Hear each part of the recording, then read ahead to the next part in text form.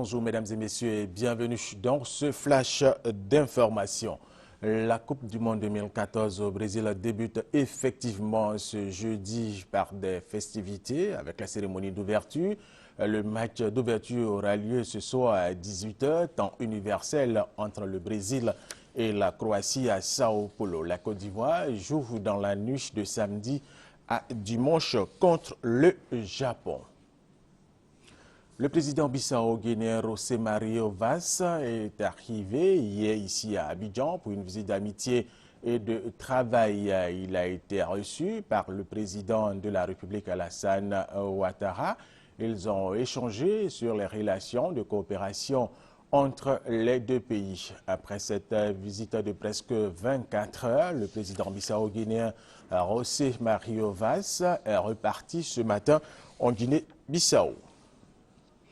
Autre information, le ministère de la Solidarité, de la Famille, de la Femme et de l'Enfant a organisé la journée internationale de l'enfant africain et la journée internationale de la protection de l'enfant. À cette occasion, il y a eu le lancement d'une semaine de l'enfant, occasion pour les autorités ivoiriennes d'inviter les uns et les autres à protéger les enfants pour leur bien-être. Les populations du village d'Abradino et celles des villages et campements environnants vivent un calvaire depuis quelques temps. La raison, l'eau de la Komoué qu'elles ont en partage est polluée par les activités des orpailleurs clandestins. Kwasi Mamadou s'est rendu dans cette localité pour comprendre ce phénomène. Le fleuve Komoué qui traverse le village d'Abradino dans le département de Bétié est devenu depuis quelques mois jaunâtre. Il a perdu sa couleur habituelle, chose qui inquiète et alarme la population. On ne peut rien faire. Donc on est comme ça, on ne peut pas toucher la Komoué. Même les linges, maintenant on ne peut plus faire tout ça. Là. Quand tu pêches un poisson, quand tu prépares, il y a une odeur dedans. On ne peut pas manger. Et quand tu pêches le poisson, jusqu'à le soir, il commence à se décomposer. Il y a un truc comme de la graisse qui s'est installé sur l'eau. Et il y a mon petit frère qui est quitté en voyage. Quand il est arrivé, il ne savait pas. Donc vers 19 h, il est parti se laver. Il dit la nuit, il n'a pas dormi. Tout son corps le démangeait. Il ne savait pas ce qui c'était. C'est après le lendemain qu'il a vu que c'était l'eau là qui lui a fait ça.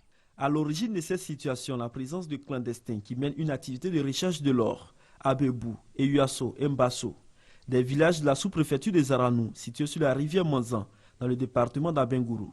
La boue sortie des sites d'extraction de l'or est automatiquement rejetée dans la rivière Manzan, qui se jette ensuite dans le fleuve Komoué, avec tout le contenu de produits chimiques. Cette activité démarrée en novembre 2013 est menée par des personnes venues du Ghana voisin et des pays de la sous-région, avec l'accord des communautés villageoises. Pourtant, cette parcelle en exploitation est, selon le préfet des régions, une propriété de l'État de Côte d'Ivoire attribuée à une entreprise minière de la place. Pour l'heure, aucune victime liée à la consommation de l'eau, mais le pire est à craindre, puisque les structures sanitaires ne disposent pas du matériel adéquat pour parer à toute éventualité. Dans les campements, surtout des Yéré Dougou, ceux qui n'ont pas le château d'eau, qui n'ont pas de l'eau, souvent ils viennent avec des cas de diarrhée.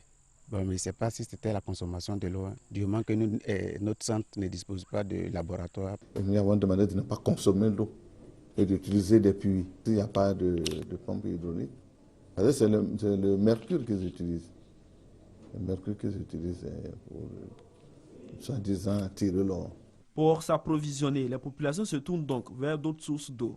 Pendant ce temps, ce sont plusieurs superficies de terres cultivables et des plantations qui sont détruites chaque jour face à l'impuissance des populations et dans l'impunité.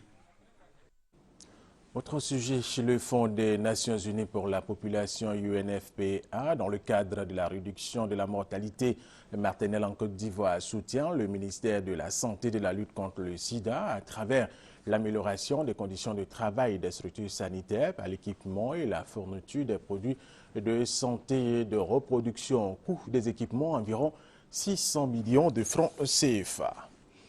Rappelons pour terminer que la Coupe du Monde 2014 au Brésil débute effectivement ce jeudi par des festivités avec la cérémonie d'ouverture. Le match d'ouverture aura lieu ce soir à 18 h, temps universel entre le Brésil et la Croatie à Sao Paulo. La Côte d'Ivoire joue dans la nuit de samedi à dimanche contre le Japon. Je vous retrouve à 13 h.